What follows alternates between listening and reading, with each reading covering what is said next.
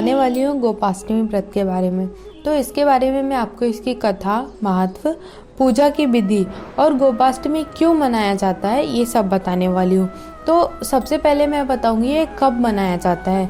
तो ये कार्तिक शुक्ल पक्ष अष्टमी को गोपाष्टमी का त्योहार मनाया जाता है। इस दिन भगवान श्री कृष्ण ने गौचारण लीला शुरू की थी, जिसके लिए गौ माता की सेवा की जाती है। इस दिन बछड़े सहित गाय का पूजन करने का विधान है। आज हम आपको गोपाष्टमी की कथा सुनाने वाले हैं। गोपाष्टमी की कथा के अनुसार इस दिन गौ माता की पूजा की जाती है। इस दिन भगवान श्री कृष्ण ने गौचारण लीला शुरू की थी।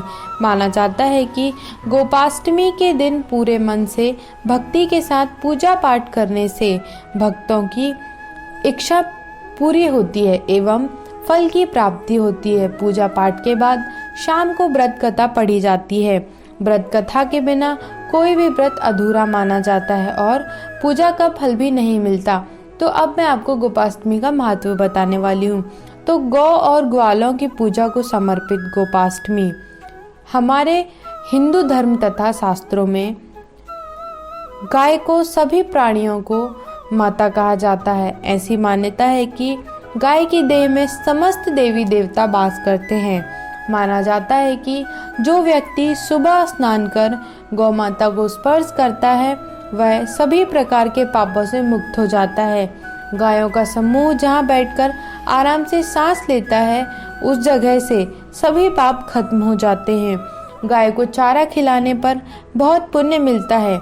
यह पुण्य हवन या यज्ञ करने से नहीं मिलता या उसके ही समान होता है। जिस घर में सभी सदस्यों के भोजन करने से पहले गाय के लिए खाना निकाला जाता है उस परिवार में कभी भी अन्न एवं धन की कमी नहीं होती। तो अब मैं आपको बताने वाली हूँ गोपाष्टमी की पूजा विधि। इस दिन बछड़े सहित गाय का पूजन करने का विधान है। इस दिन प्रातः काल उठकर नित्य कर्म से निवृत्त होकर स्नान करते हैं। प्रातः काल ही गायों और उनके बछड़ों को भी स्नान कराया जाता है। गौ माता के अंगों में मेहंदी, रोली, हल्दी आदि के थापे लगाए जाते हैं।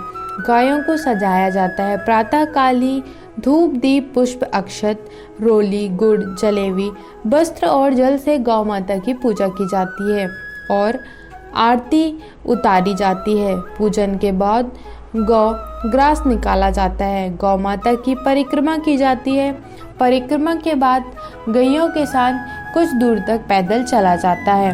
तो इसी के साथ पूजा विधि समाप्त होती है। अब मैं आपको इसकी व्रत कथा बताने वाली हूँ कि आखिर गोपाष्टमी शुरू कैसे हुआ और हम गोपाष्टमी क्यों मनाते हैं।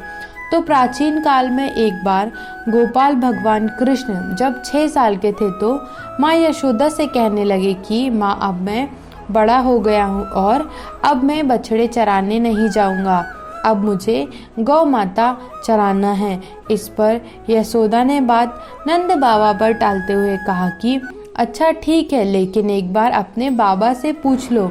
इस पर भगवान कृष्ण जाकर नंद बाबा से कहने लगे कि अब मैं बछड़े नहीं बल्कि गाय चराने जाऊंगा। नंद बाबा ने उन्हें समझाने की कोशिश की, लेकिन बाल गोपाल के हट के आगे उनकी एक न चली।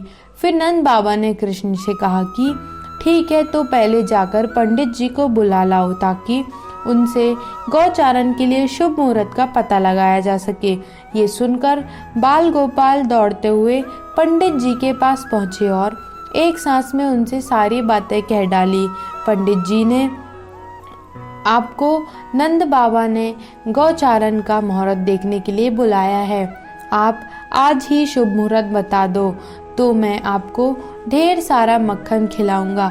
पंडित जी ने नंद बाबा के पास पहुंचते कहा कि आज का ही मुहूर्त सबसे शुभ है। आज के बाद 1 साल तक कोई भी गौचारण के लिए शुभ मुहूर्त नहीं है।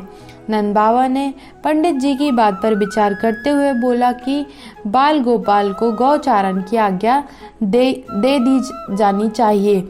भगवान उसी दिन से गाय चराने जाने लगे। जिस दिन से बाल गोपाल ने गौचारण आरंभ किया था उस दिन कार्तिक मास के शुक्ल पक्ष की अष्टमी तिथि थी।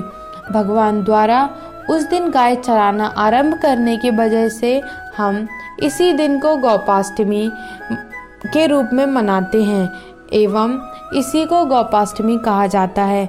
तो आप सभी को गोपाष्टमी की ढेर सारी शुभकामनाएं।